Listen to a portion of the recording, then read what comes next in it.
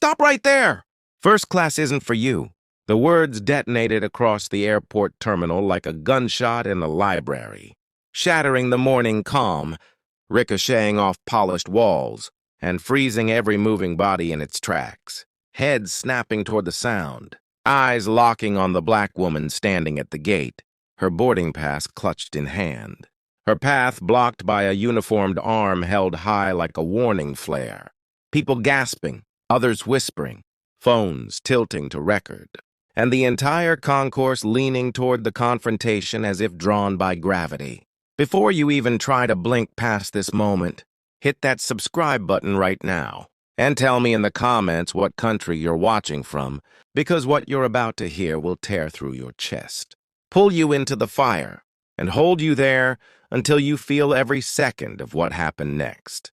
Her name was Dr. Maya Henderson, 38 years old, a black trauma surgeon, whose steady hands had retrieved heartbeats from the edge of silence and whose name, if stitched across a white coat, could quiet any room that truly respected excellence. Yet here in an international concourse smelling faintly of coffee and polished floors, she was reduced in an instant to a challenge, an obstacle, a suspicious presence to be managed. Dressed in a navy blazer over a silk blouse, dark slacks pressed to a razor line, sensible heels made for moving quickly through the world, a silver pendant at her collarbone, warmed by the memory of the mother, who told her to walk like sunlight, cutting through clouds, carrying a first-class boarding pass she had earned through nights stitched together by pagers and alarms, through surgeries that lasted until the clock surrendered, through 1,000 refusals to give up when life tried to let go, moving toward her gate with the calm focus of someone used to navigating chaos. The airport, with its hum of rolling luggage, clatter of heels on tile, and soft boarding announcements, had seemed a neutral stage until the stop came abrupt and public. A uniformed arm lifted like a barrier across her path, a stare already saturated with doubt, the officer's presence telling a story older than the tiles beneath their feet, the murmur of the line swelling as the gate agent in crisp uniform paused mid-scan, the crowd's curiosity condensing into a single point aimed at her. She offered her ticket, but it wasn't taken, her appearance scanned instead with the slow inventory of someone searching for reasons to disqualify. And then came the instruction to step aside before security was called. The words laced with authority sharp enough to slice through dignity. The humiliation immediate and complete. The sense that this was not about protocol but about belonging. About the invisible rules some people believe they are allowed to enforce. The ID in her hand examined like a counterfeit. The boarding pass glanced at as if it were a stolen key. The muttered suggestion that it could be fake, landing like a stone in the pit of her stomach. The gate agent resuming boarding for eligible passengers only, with a tone that turned the phrase into exclusion incarnate. She was moved to the side, her space marked off by suspicion while travelers passed, some glancing at her with curiosity, others avoiding eye contact, some raising their phones to capture the spectacle, and she stood there with her jaw set, her posture unbent, the fire in her chest banked but burning. Then from the frosted glass doors of the VIP lounge, a figure emerged whose presence began to rewrite the scene the moment he stepped into view. A man in a tailored charcoal suit moving with the focus of someone accustomed to clearing paths, silver at his temples, sharpness in his gaze. Governor Alan Whitmore scanning the concourse until his eyes locked on hers, recognition detonating across his face.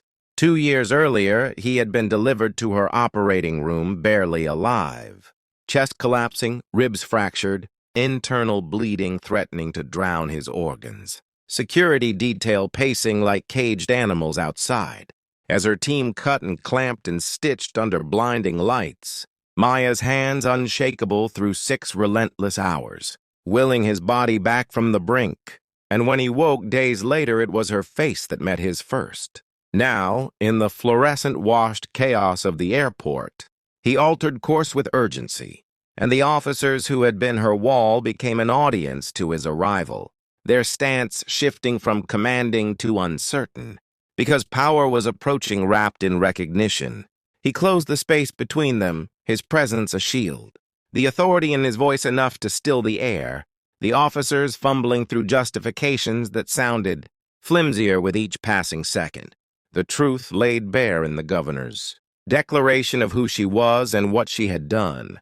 The crowd's reaction tilting from silent complicity to murmurs of shock. The cameras rising higher to capture the reversal. Apologies arrived in the hurried, hollow tones of people trying to unring a bell.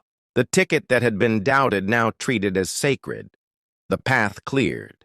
The gate agent scanning her through with trembling hands. Passengers stepping aside like the sea parting for a ship. She walked the jet bridge without a glance back, her carry-on's wheels whispering against the floor, each step reclaiming ground she had always deserved. Entering first class not as a concession, but as a correction, settling into the wide leather seat with a composure that was its own quiet victory.